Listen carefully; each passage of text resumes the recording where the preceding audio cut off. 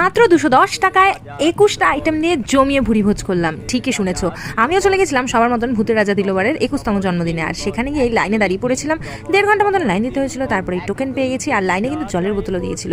Finally আমরা ঢুকতে পারলাম, আর দেখো ঢুকেই আমরা বসে পড়েছি। আর চলে এসেছে খানিকক্ষণ ওয়েট করার পরেই এই 21 পদ দিয়ে সাজানো ওদের জন্মদিন স্পেশাল থালিটা।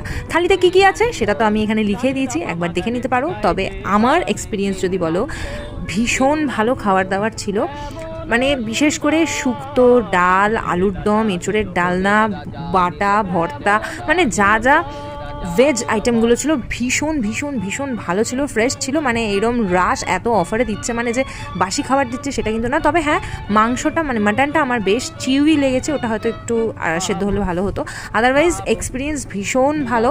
আমি গেছিলাম যাদবপুর আউটলেটে, আর ভূতের রাজা এখানে সবার সাথে সেলফি তুলছিল, সবাইকে একটু ভয়ও দেখাচ্ছিল। ভূতের রাজার জন্মদিন বলে কথা, আমরা গরমে তেতেপুরে রোদের লাইনে দাঁড়িয়ে এই জন্মদিন সেলিব্রেট করতে গেছিলাম। একটা কথা না বললেই নয়, 210 টাকার থালি জিএসটি দিয়ে পড়েছিল পার প্লেট 220 টাকা করে। তো চলো, ভিডিও আজকে এই পর্যন্তই। ভালো লাগলে লাইক করে দিও। ওকে, বাই।